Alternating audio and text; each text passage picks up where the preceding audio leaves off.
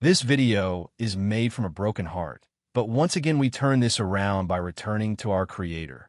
Why must we return to our Creator, our source and strength giver? 1. Because man without his Creator is lost. When a man walks away from God, he loses his origin and his purpose. Without the Creator, man becomes like a tool that has forgotten its maker. He can still function, but he no longer knows why. This loss of divine direction leads to confusion, emptiness, and restlessness. That's why even men with wealth, success, and status still feel incomplete, because the soul was never designed to be satisfied apart from its source. For what shall it profit a man, if he shall gain the whole world and lose his own soul? Mark 8 verse 36. 2. Because the Creator defines true masculinity. Society keeps redefining what it means to be a man, strong but gentle, bold but humble, confident but kind. Yet no culture ever gets it fully right. Only the Creator, who designed man in his image, holds the true blueprint of masculinity. When men return to God, they rediscover strength that serves, authority that protects, and love that sacrifices. Christ was the perfect man, not because he conquered nations, but because he conquered himself. 3. Because the modern world has stripped men of purpose. The world tells men their purpose is success, pleasure, or power, but those things never fill the soul.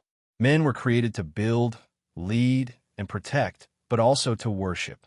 When a man reconnects with the Creator, he no longer lives just for himself.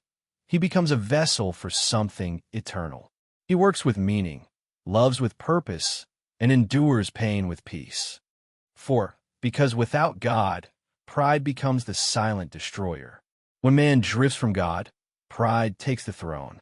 He begins to believe he can be his own God, self-made, self-sufficient, and self-defined. But pride always leads to ruin.